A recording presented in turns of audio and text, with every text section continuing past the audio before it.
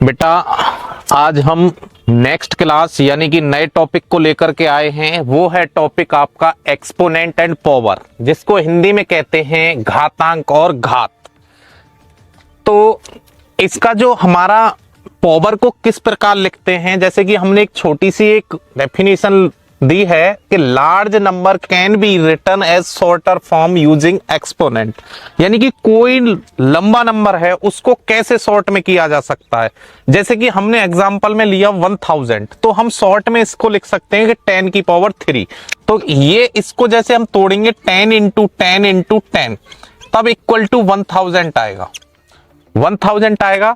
तो इसको हम 1 2 3, तो इसलिए बेस हो गया हमारा 10 और इसकी पावर हो गई 3। तो इस प्रकार इसको शॉर्ट फॉर्म में लिखा जाता है, इसको ही कहते हैं हम एक्सपोनेंट। इसके जो लॉज आते हैं, लॉज ऑफ एक्सपोनेंट, हमने इसमें 2 इंटीजर्स लिए हैं और रेशनल नंबर लिए हैं।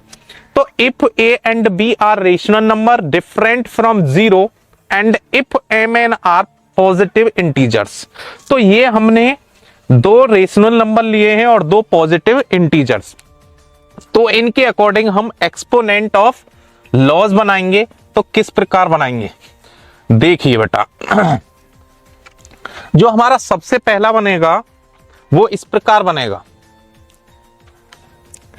मान लीजिए हमारा जो फर्स्ट बनेगा वो लॉग एक्सपोनेंट का ये होगा a की पावर m मल्टीप्लाई a की पावर n। तो इस कंडीशन में क्या करना है कि इस कंडीशन में करना है आपको कि a की पावर m मल्टीप्लाई a की पावर n। तो इसके लिए हम एग्जांपल लेते हैं। पहले इसको इक्वल टू करेंगे, पहले इसको इक्वल टू करेंगे जब आपका मल्टीप्लाई का साइन हो और बेस आपके एक जैसे हो, पावर अलग अलग हो। तो ऐसी कंडीशन में उनको ऐड कर लेते हैं। तो a की पावर m प्लस n। इस प्रकार हमने इसका एक एग्जांपल लिया कि 2 की पावर 3 मल्टीप्लाई 2 की पावर 4। तो इसी प्रकार बेस हमारे 2 हो गए, तो 3 प्लस 4 इक्वल टू 2 की पावर 7। इस प्रकार नेक्स्ट 2 नंबर पर लेते हैं आपका a की पावर m अपॉन में a की पावर n।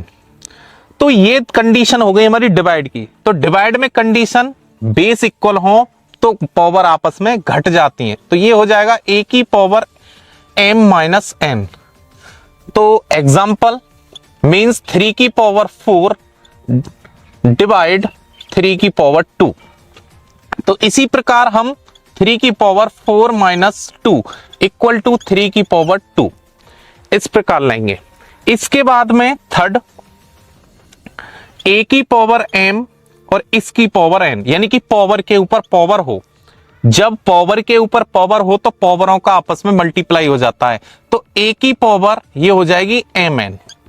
तो सो एग्जांपल मान लीजिए 2 की पावर 3 और इसकी पावर 2 ले लीजिए, तो पावर की मल्टीप्लाई हो जाएगी। तो 3 2 जा 6, 2 की पावर 6।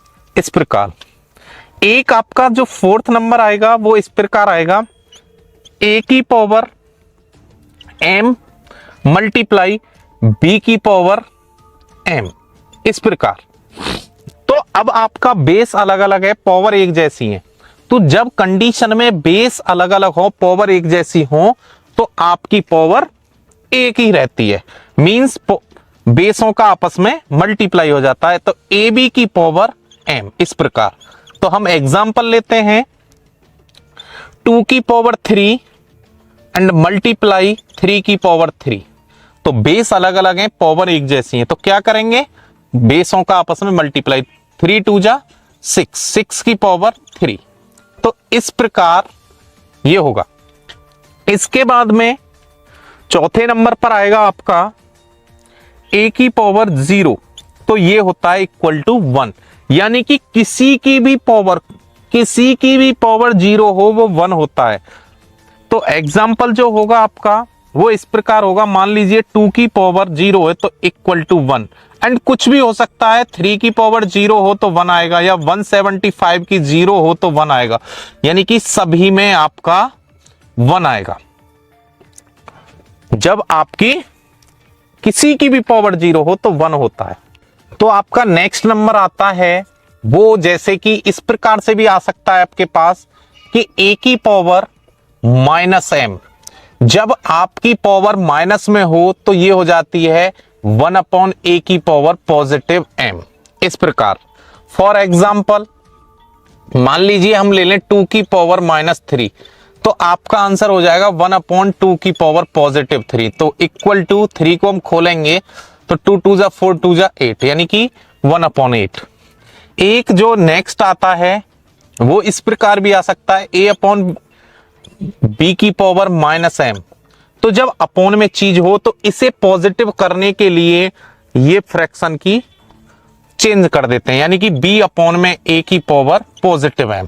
फॉर एग्जाम्पल मान लीजिए 4/3 की पावर -2 हो तो ये हो जाएगा 3/4 की पावर पॉजिटिव 2, चेंज हो जाता है। तो 3 3 जा 9 और 4 4 जा 16। इस प्रकार ये आंसर आ जाएगा। एक होता है आपका नंबर 9, मान लीजिए किसी की पावर 1 हो, मान लो a की पावर 1 हो तो आपका आंसर a ही आएगा। मींस जो आपका बेस होगा वही आएगा। एग्जाम्पल मान लीजिए 2 की पावर 1 तो 2 ही आएगा। इस प्रकार मान लो 175 की पावर 1 तो आपका 175 आएगा।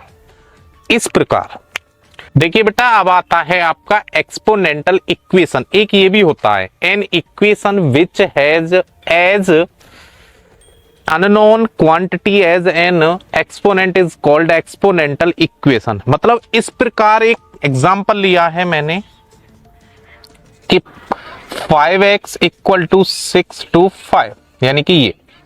तो इस प्रकार के क्वेश्चन पूछे जाएं तो इसमें आप क्या करोगे, 5x = यानी कि इसके हम फैक्टराइज करके, इस प्रकार हम इसके फैक्टराइज कर लें, यानी कि 625 के 625 के हम फैक्टराइज करें 5 से 125, 5 से 25, 5 से 5 और 5 से 1, यानी कि जितने बार ये टूटा है वो हमारे इसमें रख लेंगे, यानी कि 5 की पावर 4 में।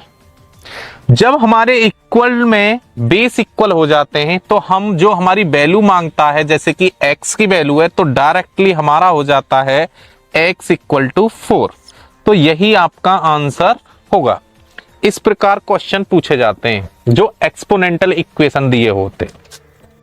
अब आता है इसके बाद एक साइंटिफिक नोटेशन और होता है इसमें आपके एक्सपोनेंट एंड पावर में। तो a number is said to be in standard form, यानी कि साइंटिफिक नोटेशन में किस प्रकार लिखेंगे, if it can be written as, यानी कि हमने k मान लिया k × 10 की power n, where k is real number such that 1 बड़ा होना चाहिए, 1 से बड़ा k से बड़ा आपका 10, and n is a positive integer. जो n लिया है वो पॉजिटिव इंटीजर है और जो k लिया है वो आपका रियल नंबर है।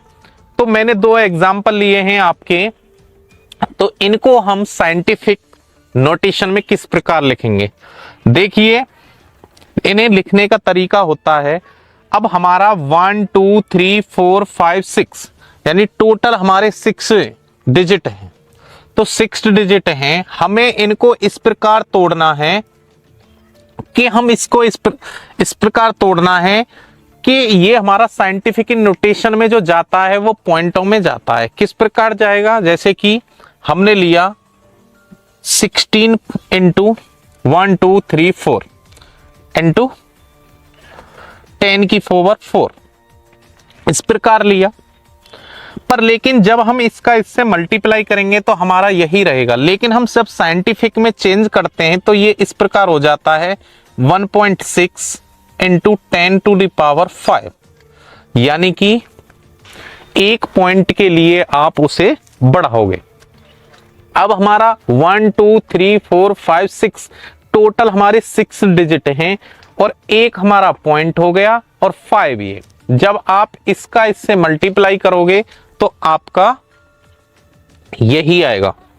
ऐसे ही इसका 1.548 मल्टीप्लाई, अब कितने डिजिट हैं, 1 2 3 4 5 6 7, 7 डिजिट है, यानी कि जितने डिजिट होते हैं एक पॉइंट के बाद चला गया तो अब आपका 10 की पावर 6 हो जाएगा। कितने में हो जाएगा, 10 की पावर 6। तो इस प्रकार आप साइंटिफिक नोटेशन में लिख सकते हो, यानी कि हमारा तुरंत जो हमारा फर्स्ट नंबर होता है उसके बाद में पॉइंट लगाते हैं, और पॉइंट लगाने के बाद में हमको अपनी 10 की पावर में ऐसे तोड़ना है नंबरों को जो हम इससे मल्टीप्लाई करें तो हमें ये नंबर प्राप्त हो जाए।